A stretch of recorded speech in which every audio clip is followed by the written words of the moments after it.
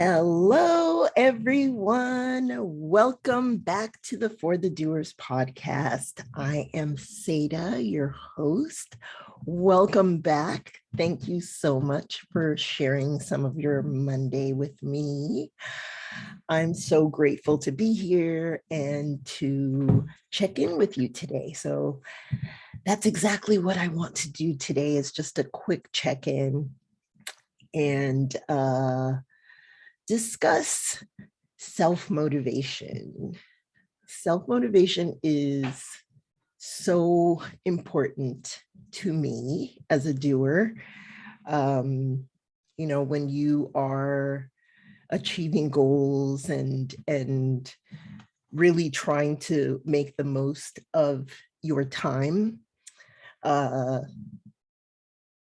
self-motivation is crucial, because no one is going to motivate you to do the things you need to do when, it's not glossy anymore and you just need to get things done and you don't feel like it.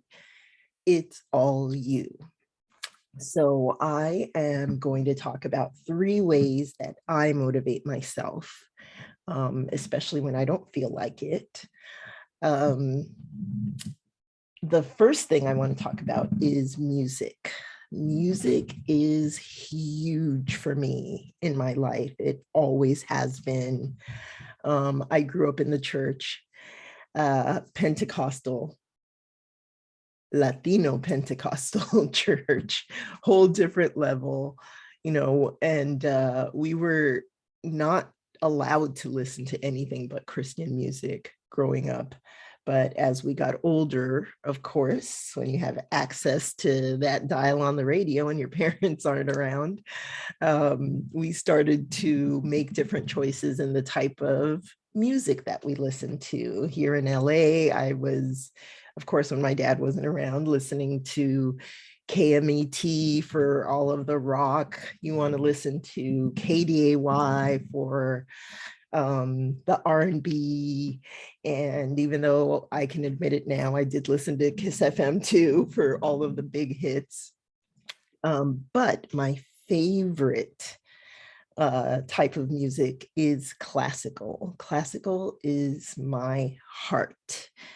For me, each piece in classical music has its own story, and the skills that it takes to actually perform some of the pieces is also what attracts me to it. And the intricacy, knowing the skill level that it takes to make these beautiful sounds, and who the composers were and how they were inspired to create these beautiful pieces of art.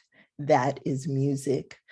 To me, classical music especially. I've been listening to classical since I was a kid. I obviously wasn't exposed to it, but I discovered it myself. When you go around to supermarkets and you might hear it, and on TV, you're able to see music being performed. And I still remember, with my allowance, or part of my allowance, going to a thrift store and buying an album. Yes, it was a vinyl album of the Brandenburg concertos. I didn't know what it was, but I remember taking it home. And when I was able to have access to the record player, playing that album, and I was hooked. And I still remember, I had this great memory of my sister, my older sister, Debbie, God rest her soul. And she saw me, she opened the door to the room where I was listening to the music and said, "Oh my God, she's so weird. She's in that room in the dark listening to music."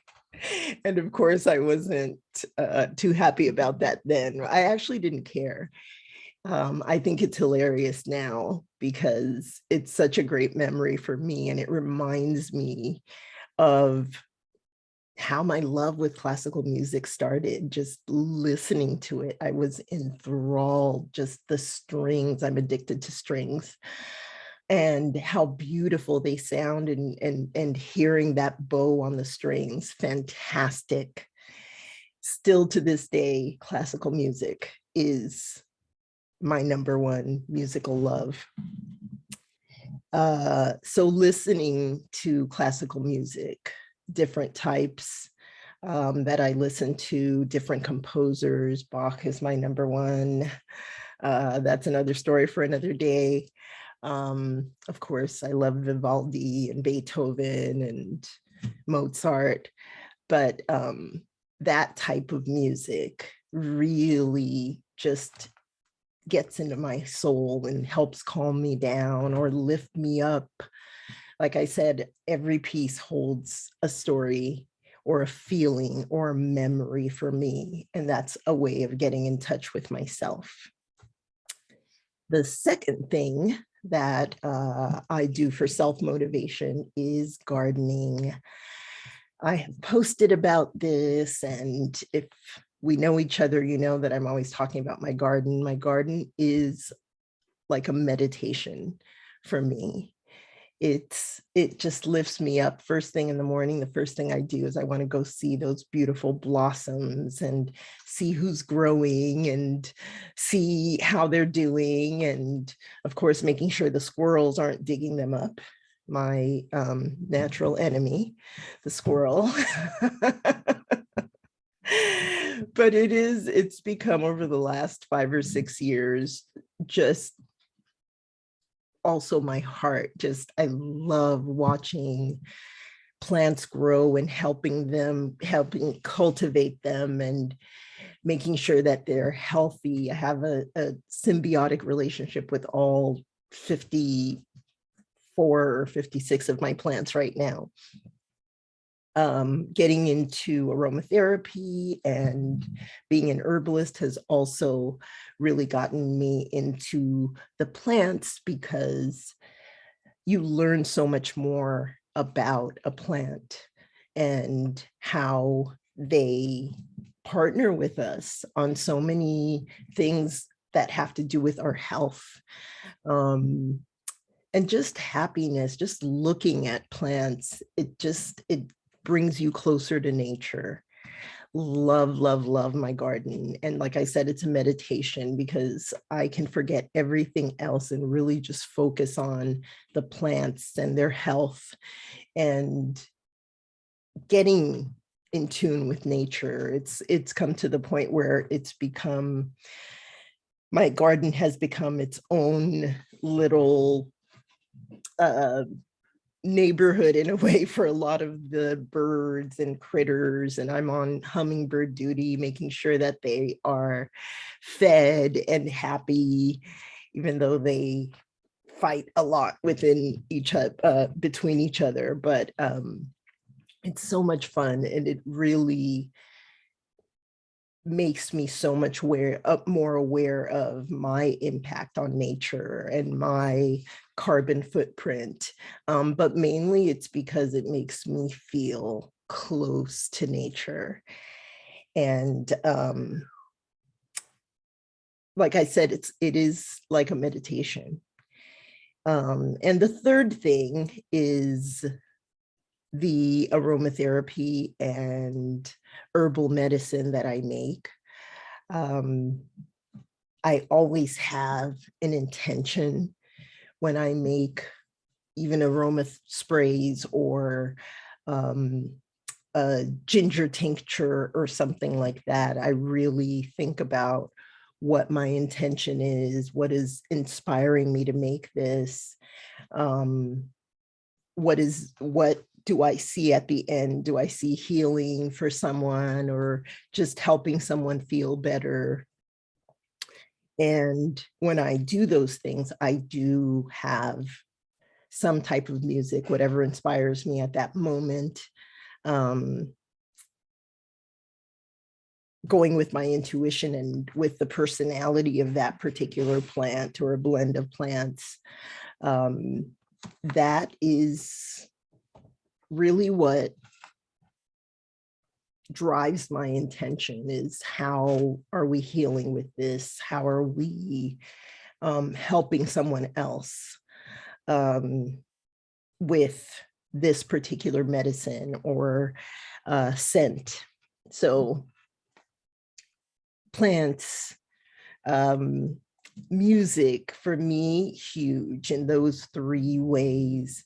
Listening to the music and really appreciating it.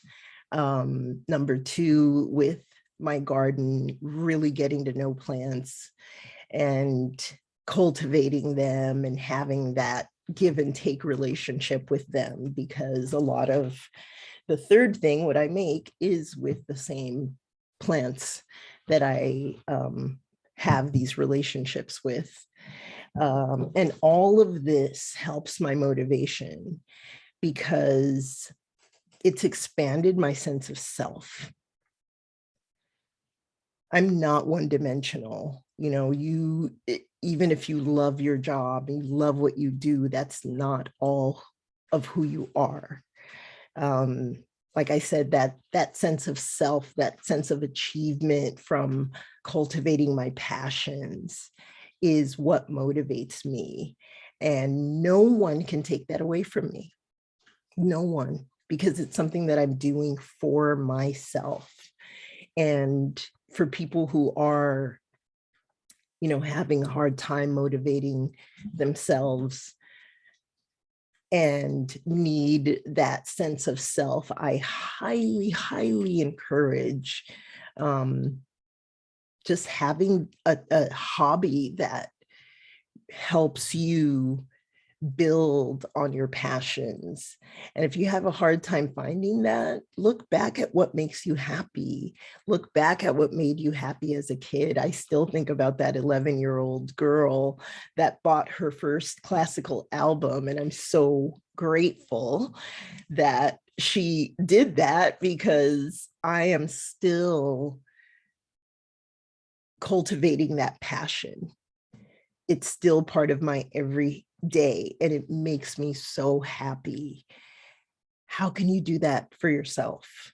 If you haven't started, please do that for yourself, because like I said, it helps you build that sense of self-worth, that even if you get stressed at work, you're not as upset, because that's not all of who you are.